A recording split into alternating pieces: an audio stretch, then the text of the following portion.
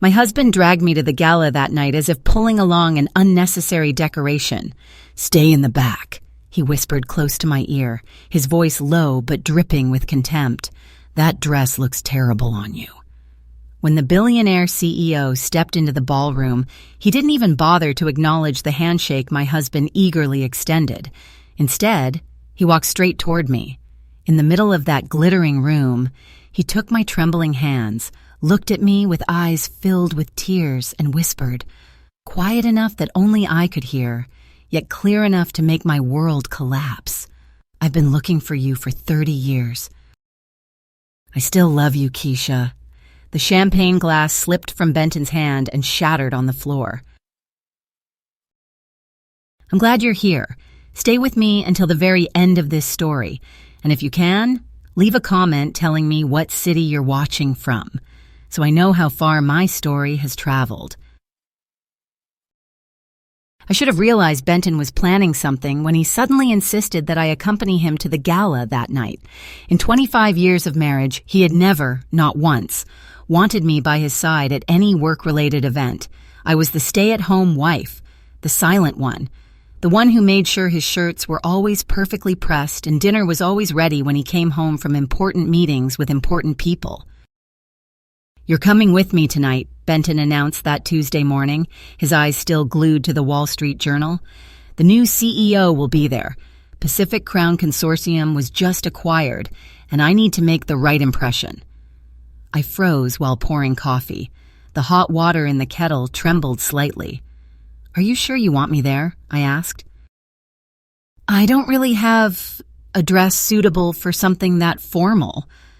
Benton's gray eyes lifted to me, the familiar look of disdain I had learned to endure for years. "Just find something. Cheap is fine. Just don't embarrass me." Don't embarrass me. Those 3 words were the soundtrack of my marriage for over 2 decades. Don't embarrass me by talking too much at dinner parties. Don't embarrass me by mentioning your family. Don't embarrass me by existing too visibly in spaces where you are not welcome.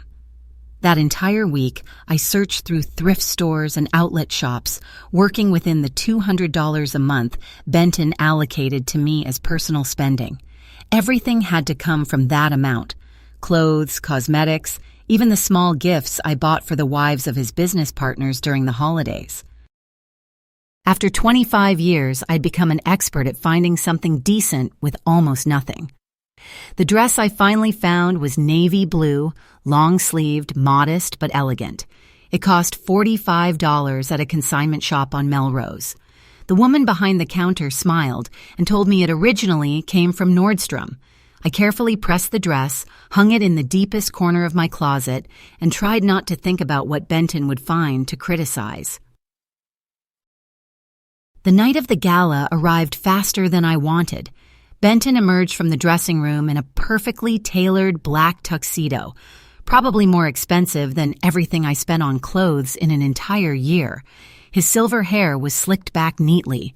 On his wrist was his father's gold watch, a constant reminder of his wealthy background, even though his business was now drowning in debt. "Are you ready?" he asked, then stopped when he saw me. His face darkened instantly. "That's what you're wearing?" I looked down at my dress, suddenly seeing it through his eyes. What had looked elegant in the shop now felt old and outdated. "I thought it looked fine," I said softly. "It's the best I could find with the money you gave me." Benton shook his head in disgust. "Fine. Just stay in the back tonight. Don't draw attention. And remember, don't talk about anything personal. These are serious business people." The ride to the Beverly Wilshire Hotel in Beverly Hills was silent, broken only by the classical music Benton preferred and the sound of him constantly checking his phone. I sat beside him, hands folded on my lap, unconsciously touching the small silver pendant around my neck. It was the only piece of jewelry I owned that Benton had never bought for me, the only thing that truly belonged to me. I had worn it every day for 30 years, hidden beneath my clothes, where no one could see it. The ballroom looked exactly as I had imagined. crystal chandeliers, white linen tablecloths, and people who measured their worth by stock portfolios and vacation homes in Malibu. The air was thick with expensive perfume and fresh lilies. Everywhere I looked, women wore Valentino and Versace dresses, worth more than our monthly mortgage payment. "Stand here," Benton ordered, pointing to a corner near the bar where shadows cast by decorative palm trees were deep enough to conceal me. "I need to talk to a few people. Don't wander." I nodded as I watched him stride away with forced confidence. I knew his business was in trouble. I had heard the late-night phone calls, the whispered conversations about loans, deadlines, and clients abandoning him. This gala was Benton's last gamble. I stayed where he left me, sipping plain water and watching the crowd. Executives laughed too loudly at one another's jokes. Their wives compared Cartier jewelry and summer plans on the Côte d'Azur. Everyone knew where they belonged, and I was just a shadow in a $45 dress. 20 minutes passed. I counted each one, watching the second hand crawl as if even time felt uncomfortable in that room. Finally, I spotted Benton across the hall, gesturing wildly to a group of men in Armani suits. His face was flushed with strain. Even from a distance, I could see the desperation in every movement. Whatever he was selling, they weren't buying. Then the energy in the room shifted. Conversations softened. Heads turned toward the main entrance. I leaned to see, and my breath caught in my throat. A tall man entered the ballroom wearing a perfectly tailored Tom Ford tuxedo. His hair was black, streaked with silver at the temples. The way he moved radiated quiet confidence, the kind that comes from real power, not its desperate imitation. Even from across the room, something about his walk felt familiar. Something that made my heart beat in a way it hadn't for decades. "That's him," someone whispered. Micah Waverly, the new CEO of Pacific Crown Consortium. Micah. The name hit me like a punch. It couldn't be. After 30 years, it couldn't be him. But when he turned slightly, sweeping his gaze across the room with those dark eyes I knew all too well, I understood, with absolute certainty, that it was Micah Waverly, the man I had loved with everything I had when I was 22, the man whose child I had carried for 3 months before losing everything, the man I had been forced to leave behind, burying my heart forever on the UCLA campus, where we once planned an entire future together. He was older now, more successful, more powerful, but that face was unmistakable. My Micah. The man who was no longer mine, and hadn't been for 3 decades. I retreated deeper into the shadows. My heart pounded so loudly I feared others could hear it. My hand tightened around my glass, the ice clinking like warning bells in my mind. What was he doing here? Out of millions of people in Los Angeles, out of thousands of successful businessmen, why did he have to be the new CEO of the company Benton desperately needed to impress? Across the room, Benton spotted Micah and immediately pushed through the crowd. I watched in horror as my husband approached the man I had never stopped loving, hand extended, wearing the hungry smile of someone drowning. Micah shook his hand politely, but I could see it clearly. He wasn't listening. His eyes were searching, scanning the room, looking for someone. And then he saw me. The world stopped. In a moment that stretched into eternity, Micah Waverly stared straight at me, his face drained of color. His lips parted slightly, the CEO facade collapsed, and in a single heartbeat, he was 25 again, looking at me the way he once did, when we believed love could conquer everything. Then he moved, straight toward me as if the 100 other people in the room didn't exist. As if 30 years had never passed. Benton said a few more words to the empty air before realizing Micah was no longer listening. Confusion turned to panic when he saw Micah heading directly toward me, toward the wife he had hidden in the shadows. "Excuse me," Micah said to Benton without looking at him. "I need to speak with your wife." Benton stammered, insisting Micah was mistaken, that I wasn't anyone important. Micah didn't hear him. He stopped in front of me. I could smell terre d'hermes, something expensive and refined, far removed from the old spice he used in college. "Keisha," he said, and just those two syllables filled my eyes with tears. For 30 years, no one had spoken my name like it mattered. "Micah," I whispered. He took both of my hands, warm, steady. Just like before, his ring finger was bare. "I've been looking for you for 30 years, he said, his voice breaking. Then, in front of the now silent room, "I still love you, Keisha." Benton's champagne glass hit the floor like a gunshot. Benton shoved between us, his face burning with humiliation. "Keisha, what is this?" I couldn't speak. How do you explain 30 years of pain in front of a room full of strangers? "May we speak privately?" Micah asked, his voice gentle but impossible to refuse. "No," Benton scoffed. "She's my wife." "No," Micah replied calmly. "I can't." I saw panic flash in Benton's eyes. He needed Micah, and now everything was falling apart. "Micah," I said softly. "Not here." He nodded, understanding me in a way Benton never had. He handed me his business card. "Please call me." Benton grabbed my arm and pulled me away. Micah watched us go, his jaw clenched. "I'll wait," he said. In the car, Benton was silent for 10 minutes. Then he exploded. "Explain." "We knew each other in college," I said. "A long time ago." "A long time ago?" he snarled. "You heard him," I replied. For the first time in 25 years, I looked him straight in the eye. "What right do you have to my past, Benton?" He went still. The ride ended in silence, but this time it wasn't the silence of fear, because Micah Waverly had found me, and everything was about to change. In the next part, I'll tell you why I was forced to leave Micah 30 years ago, and the secret I never told anyone, not even the man who searched for me for 3 decades. Don't go anywhere. The truth is more painful than you think. 3 nights. I tossed and turned for 3 nights staring at Micah's business card on my nightstand.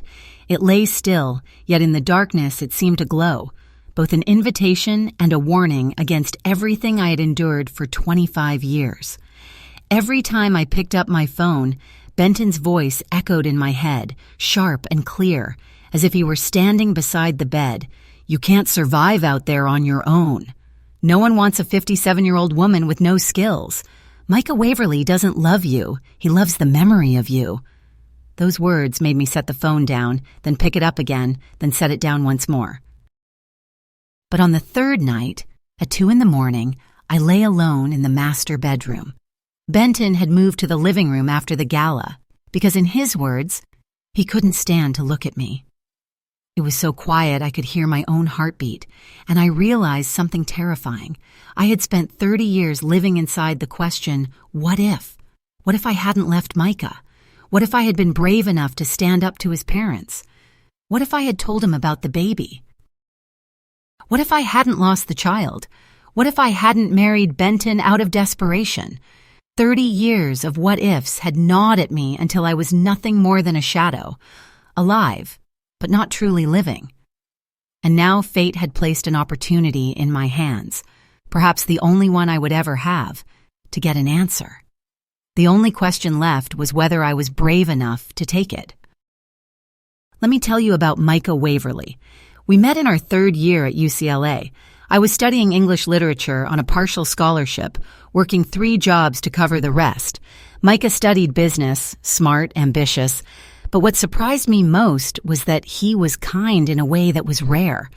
The first time we spoke was in the library during finals week. I was sprawled across a chair, surrounded by books and empty coffee cups. Micah appeared, tilted his head in that very particular way of his, and said warmly, "You look like you need real food. The cafeteria's closing, but I know a place that's open all night. Best pie in the city." I was going to refuse. I had no money and no time for flirting. But his dark eyes were unusually serious. I said bluntly, "You didn't ask if I can afford it." Micah smiled. "I didn't ask if you have money. I asked if you're hungry." That night, he bought me apple pie and listened as I talked about books, scholarships, and the dreams I clung to like a lifeline. Micah didn't boast about his background or show off. He simply listened, truly listened, as if my story mattered. And then we became inseparable. Micah brought me into his world. Cocktail parties, country clubs, places where the name Keisha Renard drew looks of curiosity mixed with suspicion. But he also pulled me out of that world. Late-night study sessions, slices of pizza split in a dorm room, conversations about literature, business, family, and the future. We pieced our future together carefully, like assembling a puzzle that would shatter if even one piece were wrong. The night he proposed was simple and perfect. By the campus lake, the sun setting behind the San Gabriel Mountains, Micah pulled out his grandmother's emerald ring, his hand shaking as he slid it onto my finger. "Marry me, Keisha. I want to spend the rest of my life making you happy." I said yes, without hesitation. At 22, we believed love was enough to overcome everything. We planned a small wedding after graduation, a European honeymoon, an apartment, an MBA. At that age, everything felt possible. But Micah's parents had other plans. Orson and Sybil Waverly were old money within Los Angeles's black elite, the kind of people who measured every relationship by social leverage and business connections. When they learned Micah was engaged to me, their response was swift and brutal. They threatened to cut Micah off completely. Worse, they threatened to destroy my scholarship and my future. I still remember the meeting in Orson Waverly's office at Pacific Crown Consortium in Century City. I felt small not because of the size of the room, but because of his cold gaze. He spoke as if reading a report. He knew what I studied, how my scholarship worked, what my parents did for a living. Then he casually laid out the condition. One phone call from me to the right person at UCLA, and your scholarship disappears. And then he said something that chilled me even more. Micah might think he was strong enough to make it on his own, but Orson could ensure Micah failed. Any door Micah opened, he would close. Any job, any loan, he had ways to block them. For the first time, I understood. This wasn't just about money or status. This was the power to completely annihilate someone. But there was one thing Orson Waverly didn't know, a secret I hadn't told anyone. 3 days before that meeting, I was sitting on the dorm bathroom floor, hands shaking as I held a pregnancy test. 2 pink lines appeared, and the entire world changed color. I was carrying Micah's child. I had planned to tell him that weekend. I imagined his shock, then his joy. But after the meeting with Orson, everything transformed into a different kind of fear, not just for Micah and me, but for the baby. Sitting in that office, listening as he detailed how he would crush our future, I understood one thing. If I defied his ultimatum, he wouldn't just destroy us. He would make sure the child was born into such relentless struggle that we would be too exhausted to love each other. And I made the decision that still haunts me today. I chose to sacrifice love, to protect my child's future. The breakup was the hardest thing I've ever done. I met Micah at a cafe near campus. He smiled, stood up to kiss me, asked about the meeting with his parents. I looked at the emerald ring on my finger, the stone catching the sunset, beautiful to the point of cruelty, and said, "We need to talk." I released a lie that tasted like poison. "I don't think we're right for each other. We want different things." Micah froze. He argued immediately. We had planned everything. We wanted the same life. He said we could live simply if that's what I wanted. He took my hand. I pulled away because one more second and I would have collapsed. I placed the ring on the table. The sound of metal against wood rang out like a gunshot in the quiet cafe. "I'm giving the ring back." Micah was frantic, desperate. "We love each other." And I answered with the most painful truth of my life. Love isn't always enough.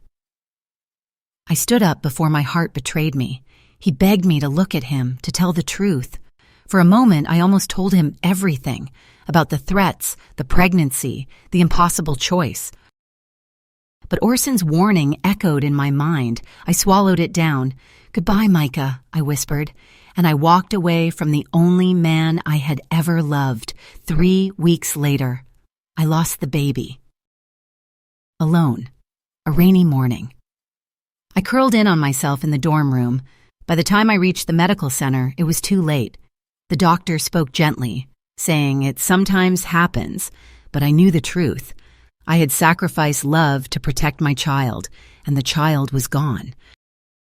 I stared at the lifeless white ceiling and felt something inside me break. Broken in a way that could never be put back together.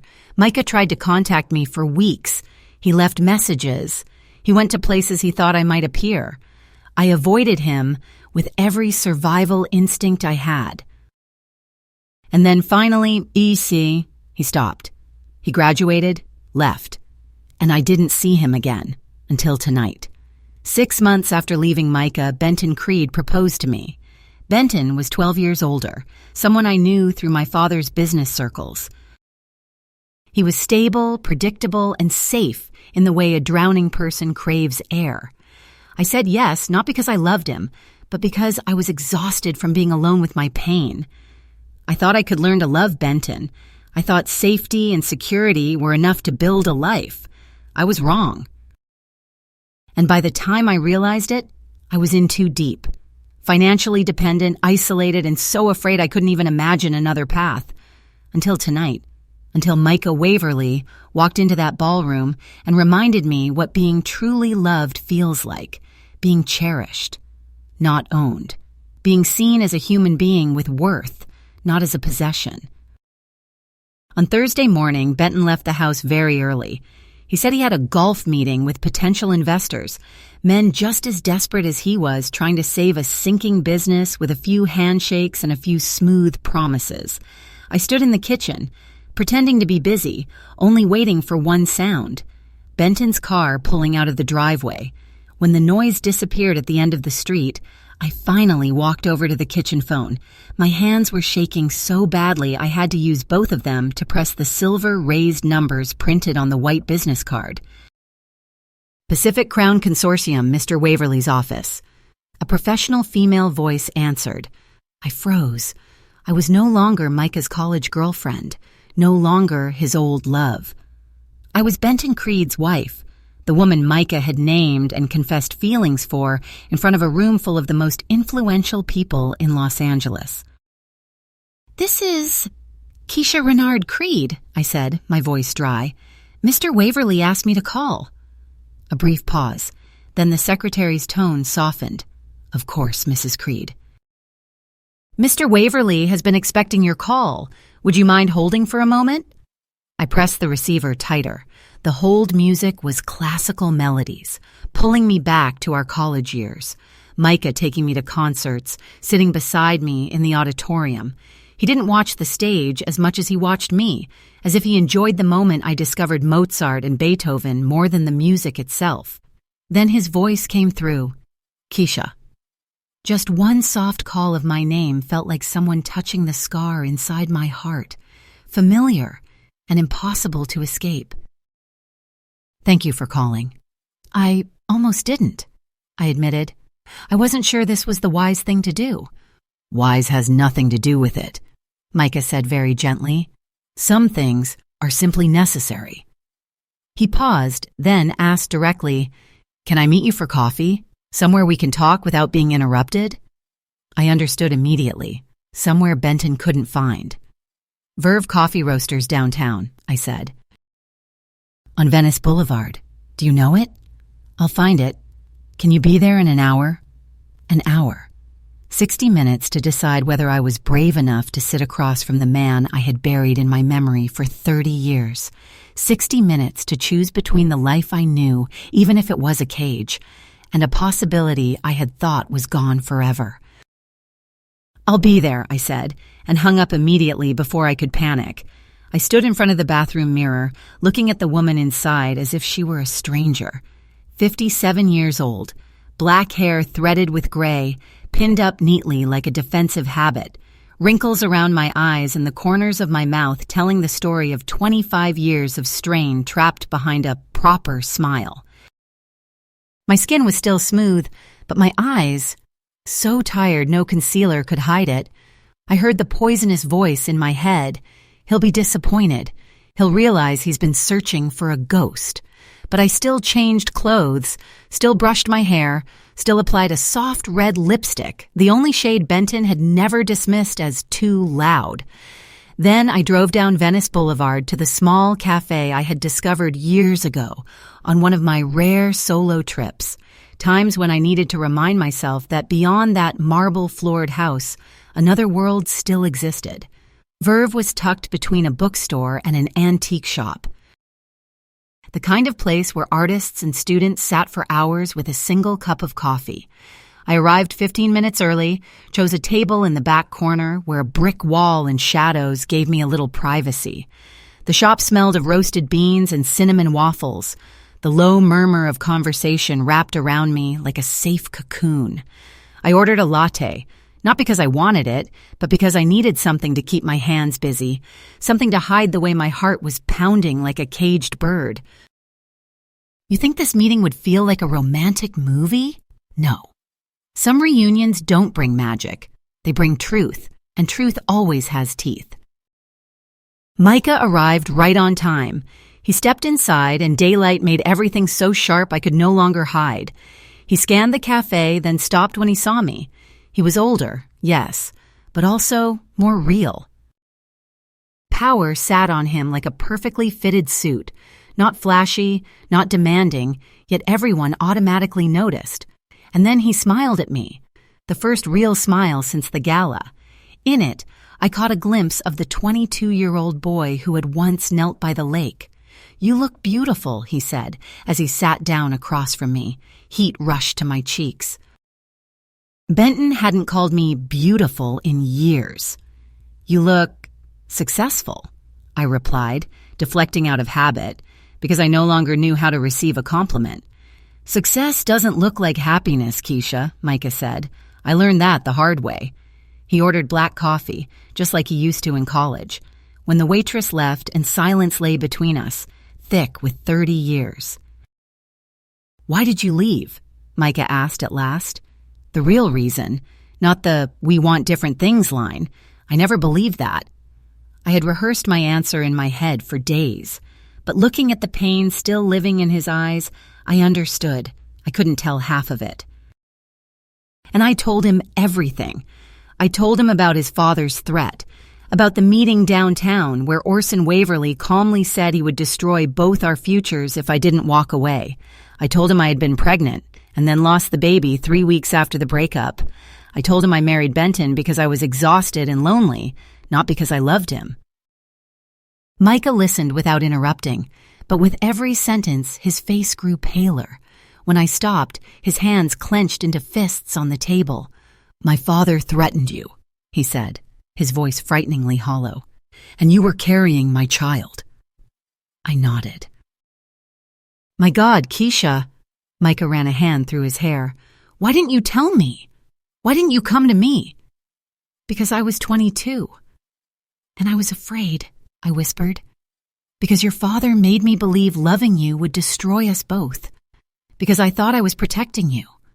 "Protecting me?" Micah let out a dry, bitter laugh. "By making me believe for 30 years that I wasn't good enough to keep you?"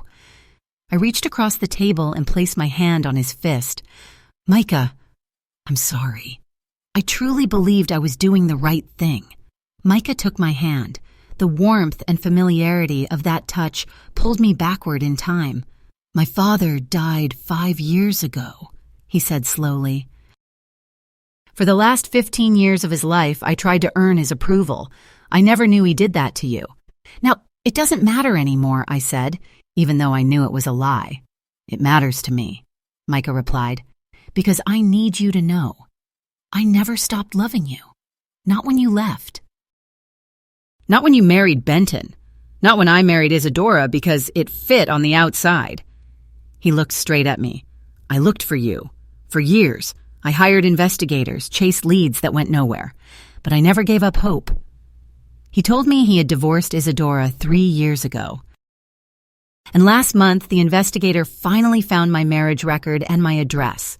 He had planned to approach me carefully, but at the gala, he saw me like I had stepped out of a dream. So, what happens now? I asked, afraid of the answer. That depends on you, Micah said. I know you're married. But I know what we had was real. I don't believe it died. Not for me. And I don't think for you. I couldn't deny it. The pull between us was still there, as strong as it had ever been, but I was no longer 22. I was 57, trapped in a marriage to a man who controlled me like property. Benton will never allow a divorce, I said softly. He sees me as an asset, and now that his business is wobbling, he needs me even more to maintain the image. Then don't ask permission, Micah said, calm enough to send a chill down my spine. Leave him. Come work for me. I'll protect you financially and legally. My throat tightened. It was an escape, but it was also war. I need time, I said. Because part of me wanted to nod yes immediately, but another part was still afraid. Micah nodded. Then he pulled out another card with his personal cell number handwritten on it. But Keisha, don't disappear from me again. Whatever you choose, don't just disappear. I took the card. Our fingers touched again. I won't disappear, I said. And this time, I made the promise like someone who had lost too much to silence. I promise. The drive home was a blurred ribbon of Los Angeles traffic and thoughts racing inside my head. In my wallet, I kept 2 of Micah's business cards, one from the gala, one from the coffee shop. They sat pressed together like a secret heartbeat, both warm and terrifying. By the time I turned into our driveway, I had almost convinced myself I could do it, that I could stand tall in front of Benton and say, I'm leaving. I'm taking the job at Micah's company. This marriage is over. But the moment I stepped inside, Benton was already in the kitchen. One look at his face and I knew. Tonight wouldn't be a normal conversation. It would be an interrogation. Where did you go? Benton asked, his voice sharp as a blade. I went out for coffee, I said, trying to stay calm, hanging my bag on the hook out of sheer habit. Coffee? Benton repeated, frowning. For 3 hours? I froze. I hadn't realized I'd been gone that long. Time doesn't move normally when you've just dug up 30 years of buried emotion. I ran a few errands, I said, covering instinctively. Groceries, dry cleaning, normal stuff. Benton stepped closer. His gray eyes swept over my face as if searching for cracks. Groceries? He asked, lowering his voice. Then where are they? My stomach dropped. I had driven straight home. I hadn't stopped anywhere. I forgot, I said quietly. I got distracted. Distracted by what? Benton asked, his tone turning dangerous in the way he always used when he wanted to keep his anger under control. What mattered so much that you forgot the very thing you told me you were going to do? I felt the trap closing. Benton had always been jealous and possessive, but after the gala, that jealousy had turned into something more primal, the fear of losing control. It's nothing, I said, my voice automatically softening the way it had for 25 years. I'm sorry. I'll go out and buy groceries right now. No. Benton grabbed my arm.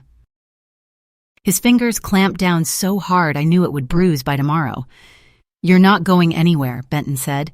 Not today, not tomorrow, not until I know exactly what's going on between you and Micah Waverly. In that moment, we stared at each other in the marble-tiled kitchen, the home Benton had bought to prove he was successful.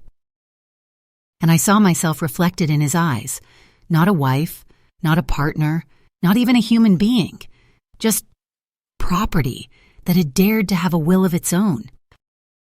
Let go of me, I said, softly but clearly, like a first attempt at stepping out of my own shadow. Benton curled his lip. Or what? You're going to call your boyfriend to come save you? You'll run to Micah Waverly and sob about your evil husband? That mocking voice, the one he had used for years to make me feel foolish, childish, and wrong, should have made me shrink. But I had sat across from Micah in that coffee shop. I had heard the truth, and something inside me had shifted. "Let go of me," I repeated, stronger. Benton stared at me for a few more seconds, then shoved my arm away hard, making me stumble back. He gave a cold laugh. 57 and acting like a lovesick teenage girl. Pathetic, Keisha. I rubbed the red mark on my arm, forcing my voice not to shake. The most pathetic thing is a man who has to hurt his wife, just to feel strong. The moment the words left my mouth, Benton's face went white with rage. In 25 years, I had never spoken to him that directly. And we both understood. Something had changed, and there was no road back. Benton lowered his voice, slow and poisonous. "You want to know what pathetic is?" He narrowed his eyes. "Micah Waverly searched for you for 30 years. Then he smiled, a smile that made my blood run cold. "And you know what the most pathetic part is? I knew. The whole time, I knew everything." I stood frozen. What did you say?" Benton lifted a shoulder as if he were talking about the weather. "I knew Micah hired investigators. I knew people were asking questions, tracking leads. Those investigators weren't as discreet as they thought." He poured himself a glass of scotch, took a sip, then continued. "The first time they showed up was about 6 months after we got married. My legs went weak. I had to grip the edge of the counter to stay upright." "You stopped them?" I asked, my voice barely more than breath. Benton looked at me, his gaze icy, yet edged with smug pride. "Money, false information, dead ends. And a few connections," he smirked. "It's surprising, Keisha. People will do a lot when they're paid the right price." I thought of Micah telling me how many leads he had followed to nowhere, how many years he had chased a silhouette, while every road had been redirected by my husband. "You didn't just keep Micah away from me," I said, my throat tightening. "You tortured him. You made him believe I didn't want to be found." Benton snarled, "I saved him from obsession. If I hadn't intervened, Micah would have wasted his life on a woman who had chosen a different life." The words burst out of me like poison spilling from an old wound. "I never chose you." Benton stiffened. For the first time, something like real pain flickered across his face. Not rage, not calculation, just being touched by the truth he had always avoided. 25 years of marriage," he said slowly. "I gave you a house, I gave you a life, I protected you, I provided everything. And you repay me with contempt?" "You call it providing," I answered, my voice growing steadier. "But to me, it was buying obedience. You gave me a role to perform, money to keep me quiet, a house to stay contained. But you never gave me a choice. You never gave me freedom. And you certainly never gave me the bare minimum of respect, the truth."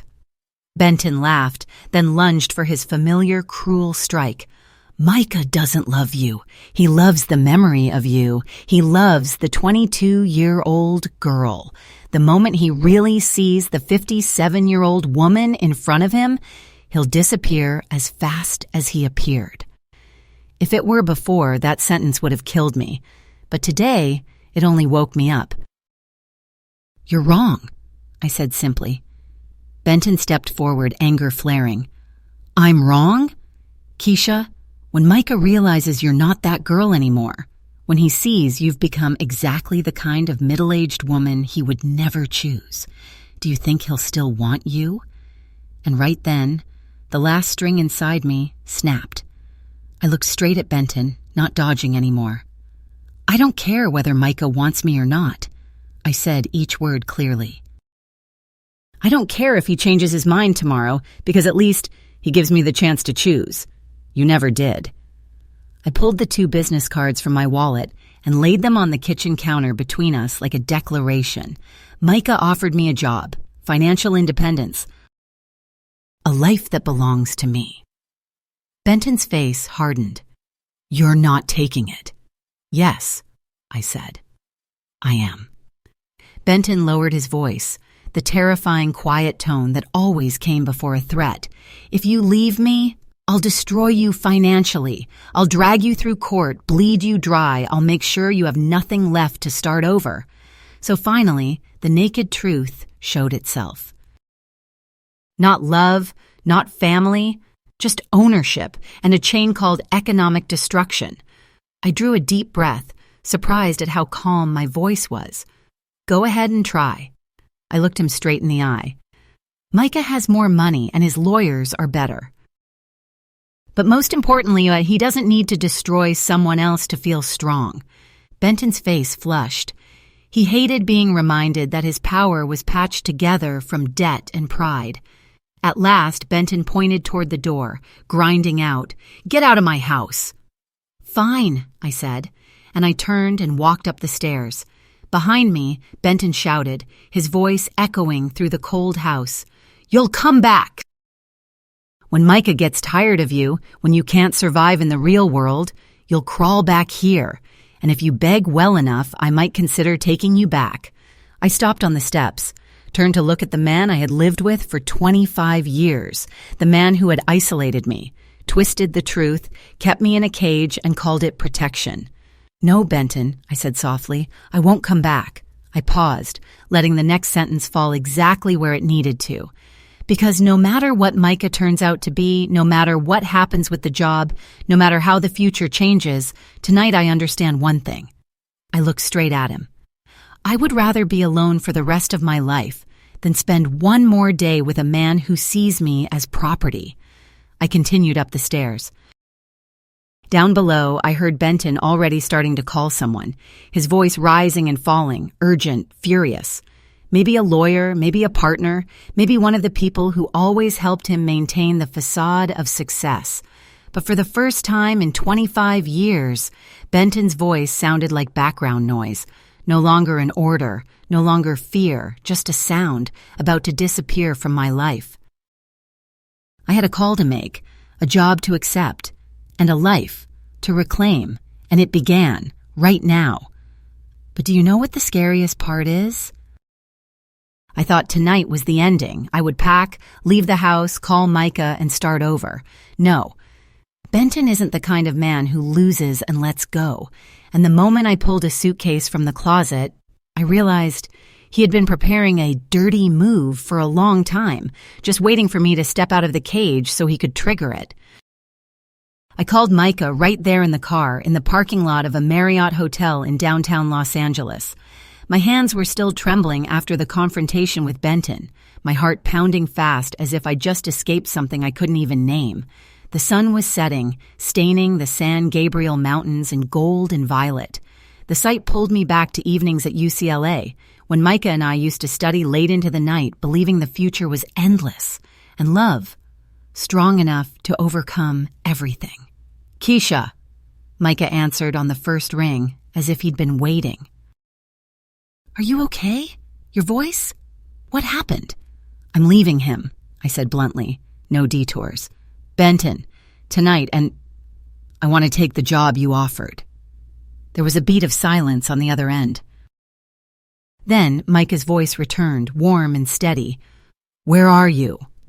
"Marriott downtown." I hesitated, then confessed the thing that embarrassed me the most. I couldn't think of anywhere else to go. 25 years living in Los Angeles, and yet I didn't have a single real friend to call, no nearby family to lean on.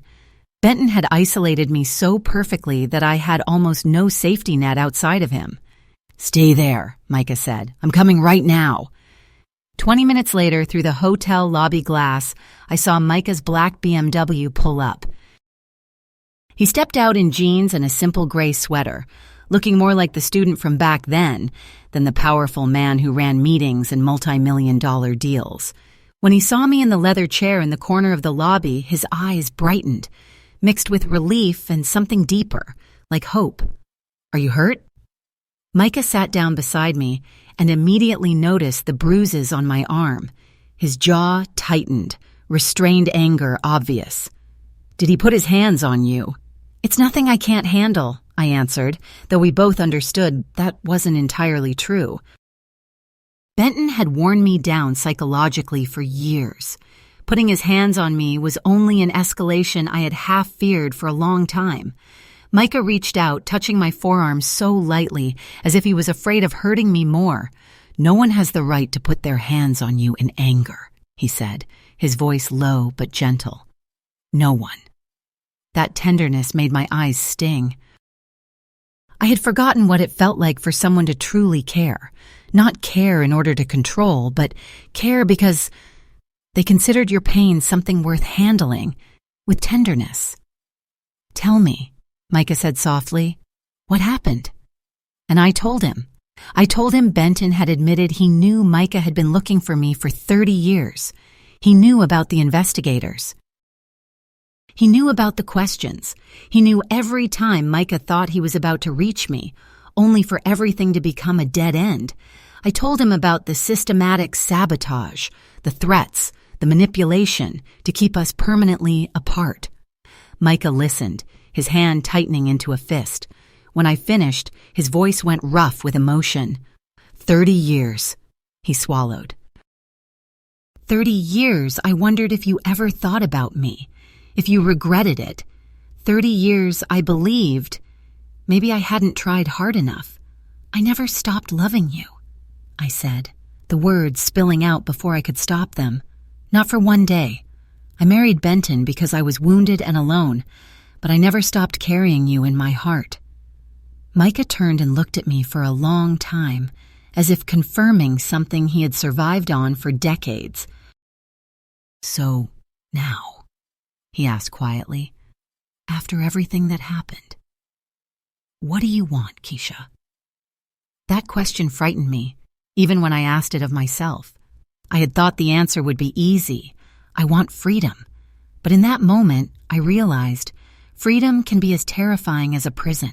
Because when you've lived too long in a cage, you get so used to it that when the door opens, your hands shake, not knowing whether stepping out means falling or flying. And what I was about to say to Micah wouldn't just change tonight. It could change the rest of my life. I drew a deep breath and told the truth. I want to know who I am when I'm no longer afraid. I looked down at my hands, then up again. I want to try living a life where the choices are mine, not made for me by someone else. And I want to know whether what we once had is real enough to survive all of this. Micah smiled, the first true smile I'd seen from him since the gala. Then, we figure it out together.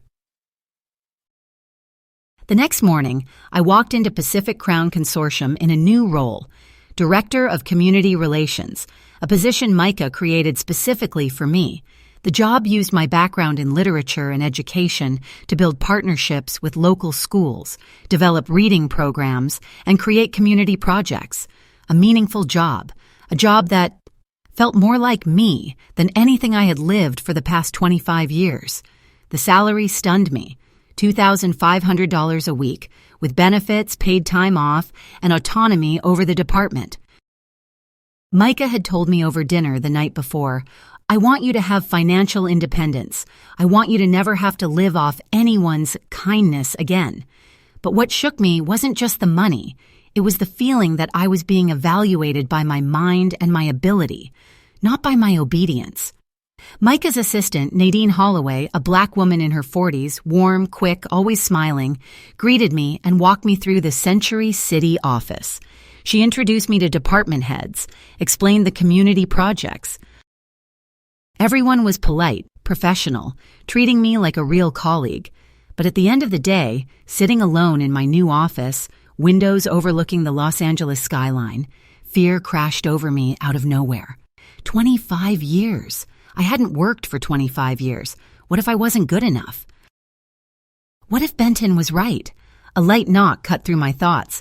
Micah stood in the doorway, still in his office suit, but his tie loosened. He smiled. "How was your first day?" "Terrifying," I admitted. "I don't know what I'm doing. I forgot how to work." "You didn't forget," Micah cut in, gentle but firm. You just haven't practiced in a long time. Completely different. He sat in the chair across from me, serious. Keisha, I didn't hire you out of pity or guilt. I hired you because you're good. You have a foundation, a passion for education, an ability to connect people. This role needs exactly those things. But what if I fail? Then you learn from it and try again, Micah said, as if it were obvious. No one expects you to be perfect. They just need you to be willing to try. The first weeks at Pacific Crown were a wave. I made mistakes, sent the wrong email, scheduled things incorrectly. Sometimes I spoke in meetings when I should have listened. But instead of being mocked, I was guided. Nadine patiently taught me the project management system, introduced contacts in the school districts. Once I apologized repeatedly for scheduling something wrong, Nadine only smiled. You're doing better than you think. Everyone fumbles in their first month. Give yourself a little grace. But the hardest part wasn't learning to trust myself at work. It was learning to trust Micah, trusting that his feelings were real, that he wouldn't wake up one day and realize I was a mistake. We dated slowly, carefully, quiet dinners, walks along the coast at sunset, evenings at Micah's downtown penthouse, where he insisted I stay until I found my own place, where we cooked and talked about old dreams and new ones. But no matter how peaceful it felt, Benton's shadow still hung at the edges.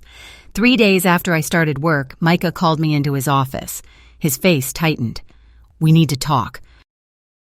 Benton has made his move. He handed me a thick stack of legal papers, red stamps everywhere. Benton sued me under an archaic claim, alienation of affection, saying Micah intentionally sabotaged our marriage and demanding damages. At the same time, Benton petitioned the court to freeze our marital assets while the divorce was pending. Accounts, cards, even the car I used to drive. I sat down, feeling that familiar suffocating blanket drop over my chest again. He wants me desperate, I said quietly. Wants me so afraid I'll crawl back. Micah stood nearby, his eyes like fire. Then he misjudged you. Then Micah placed another set of documents on the desk. Papers from a major downtown law firm. And there's one more thing, he said slowly. Something that could change everything. I stared, not understanding all the terminology, only seeing numbers and cold phrases. What is it? Micah met my eyes. Something that could send Benton to federal prison.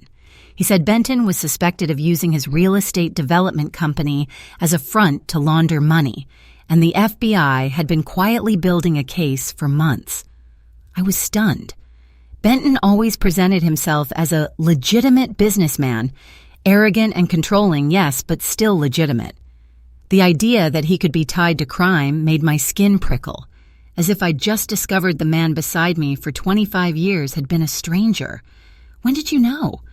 I suspected when I saw his company's finances, Micah said honestly. But only recently did we have enough evidence. I understood what that meant. If Benton was arrested, if assets were frozen, his divorce lawsuit would automatically fall into something secondary. But it also meant the luxurious life I had lived with Benton might have been built on dirty money. What do we do? I asked. Micah answered steady. We do nothing. The FBI will do their part. Benton will pay for his choices. But you have to prepare. When this breaks, the media will swarm. Your marriage, your story, you and me will be examined. I thought of the galas, the fake smiles, the cold rooms, a piece of my life built on lies I hadn't even known about. I lifted my chin. I'm not afraid of the press. I only care about what's right. And what's right is that the truth has to come out, no matter how it makes me look. Something like pride flickered across Micah's eyes. Keisha, at 22, would say the same thing. 2 weeks later, Benton Creed was arrested right at his office. Money laundering, fraud, tax evasion. The news exploded. Prominent businessman collapses. Dirty real estate empire. Millions in illegal transactions. My divorce became nothing more than a small line beneath a larger criminal case. Benton's lawyers were now busy keeping him out of federal prison, with no energy left to keep harassing me through lawsuits. I watched the news from Micah's penthouse. I watched Benton in handcuffs being led out of the building, the man who had frightened me so much I didn't dare breathe too loudly, now looking small and confused, like someone lost. Micah sat beside me on the sofa. "How do you feel?" he asked. I surprised myself with how true the answer came out. Light. Then I added, my voice trembling slightly, "Free. For the first time in decades. I feel like I'm truly free." Micah took my hand, Ashan. Our fingers threaded together naturally, as if there had never been 30 years between us. "Free to do what?" he asked. I looked at Micah, the man who had given me a job, an exit, a chance to live by my own choices. I thought of the emerald ring, not a symbol of a painful past anymore, but like a promise that had never gotten the chance to be finished. I said softly, "Free to see whether I can love the same person twice." Micah's smile answered everything. 8 months later, I stood in front of the mirror in the bridal suite at the Four Seasons Beverly Hills, quietly adjusting the ivory dress I had chosen for my second wedding. It looked nothing like the elaborate gown I had worn when I married Benton. No long train, no veil, none of that feeling of forcing myself to believe that expensive fabric could turn a marriage of convenience into a love story. This dress was simple, elegant. And for the first time, it felt like me, a woman who had finally learned the difference between endurance and choice. "You look beautiful, sweetheart," Nadine said as she fastened a strand of pearls around my neck. They were hers, loaned to me as a small way of restoring rituals my life had been denied the first time around. The pearls caught the afternoon light through the window, and I found myself drifting back to Sunday mornings at UCLA, when Micah and I would lie around reading newspapers, talking about the future, as if the future were something guaranteed to belong to us. Back then, we were young and believed love was everything. Now at 58, I understood. Love is only the beginning. What follows is trust, respect, companionship, and thousands of small choices made every day. "Are you nervous?" Nadine asked, stepping back to admire her work. "Excited," I corrected her, then realized it was true. 30 years ago, when I married Benton, I was numb with grief and desperate for safety. Today, I was marrying Micah because I wanted to, because I chose to, because I wanted to spend the rest of my life with the man who had loved me, even while I was absent from his life for 3 decades. A soft knock came at the door. "Come in," I said, assuming it was the wedding coordinator or Micah's sister who had flown in from Atlanta. But the man who entered was Micah Waverly. He stood there in a charcoal gray suit, so striking it stole my breath for a moment. Nadine immediately put on her stern face. "Micah, you know you're not supposed to see the bride before the ceremony. It's bad luck." Micah never took his eyes off me. He smiled calmly. "After 30 years of bad luck, I think Keisha and I deserve a little good fortune." Then he reached into his jacket pocket and pulled out a small velvet box. I stopped breathing. When he opened it, his grandmother's emerald ring caught the light, the same way it once had by the campus lake when I was 22. "I think it belongs with you," Micah said softly. "It's been waiting for you to come back." I had once placed that ring on a cafe table, believing I was protecting us both. Now, as he slid it onto my finger, I understood. Some promises aren't erased by time. They're only tested to see whether they're patient enough to wait. "It still fits," I whispered. "Because it was always yours," Micah replied, then bent to kiss the ring. Nadine wiped at her eyes, muttering something about hormones and excessive romance, but she was smiling as she pushed Micah toward the door. "Out! The bride needs 5 more minutes, and you need to be out there before the guests think you've changed your mind." Micah paused at the threshold, looking at me with an expression of wonder and gratitude, just like the night of the gala 8 months earlier, as if he still couldn't quite believe I was real. "I'll be waiting for you at the end of the aisle," he said. "Of course," I replied. "You've already waited 30 years." The ceremony took place in the hotel garden, with the San Gabriel Mountains rising in the distance, mountains that had witnessed our college years and now stood again as silent witnesses to a second chance.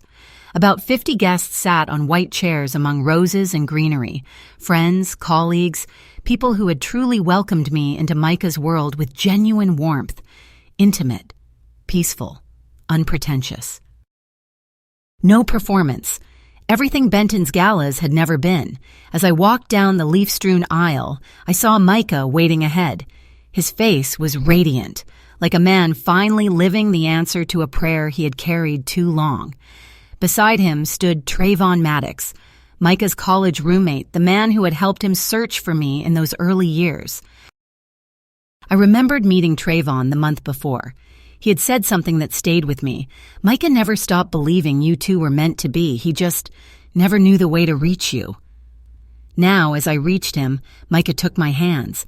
In his eyes, there was no longer the pain of a man left behind, only the promise of someone who had been found again. We didn't read standard vows. We wrote our own. Micah spoke about loving me through the years without me, about never giving up hope, even after endless dead ends. Many people cried, and even those known for being the most composed. When it was my turn, I spoke slowly and clearly. "I promise that from now on, I will never let fear decide my life for me again.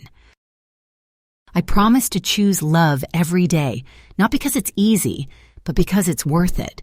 When the officiant pronounced us husband and wife, Micah kissed me, not a rushed ceremonial kiss, but the kiss of 30 years of waiting, followed by a whisper against my lips, "Finally."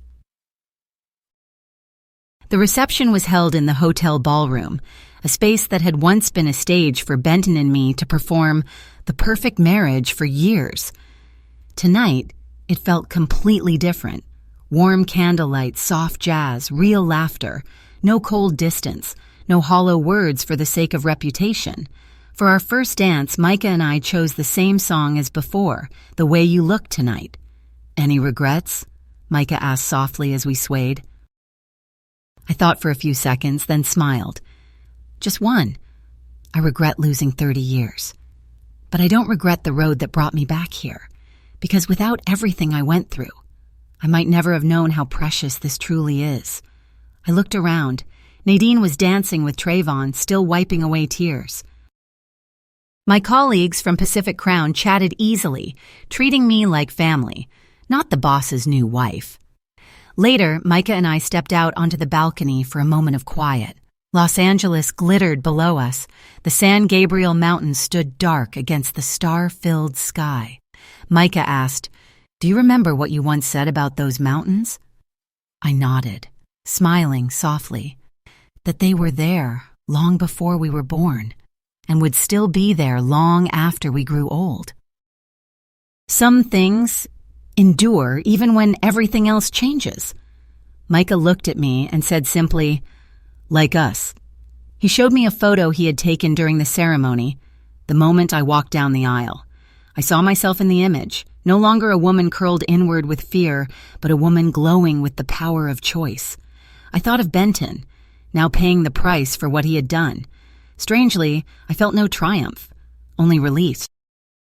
As if a tightening ring around my neck had finally been removed. I also thought of Orson and Sybil Waverly. They hadn't lived to see us find our way back to each other. Perhaps that, too, was a kind of justice. Not loud revenge, but truth prevailing, quietly, by continuing to exist. Micah lifted my hand and kissed the emerald ring. 58? Is that too late? I looked at him, the man I had chosen with a mature heart, not with the desperation of a cornered girl. Not too late, I said. 58 is exactly right, old enough to understand what real love is, and still young enough to live it fully. When we returned to the ballroom, the music wrapped around me again. I laughed, I danced, I hugged Nadine, I squeezed Trayvon's hand, I looked at Micah and knew this. Some stories don't begin with the first time you say, I do. Sometimes the real story begins the second time, when you're clear enough to choose, brave enough to walk forward, and self-respecting enough not to trade happiness for false safety. And if you've listened to my story all the way to this point, I want to ask you something. If you were me, what would you do? Have you ever stood before a choice that terrified you, but also had the power to save your entire life? Leave a comment below. I read every one. And if you enjoy stories like this, don't forget to subscribe and turn on notifications so you don't miss new videos. Thank you for staying with me until the very end.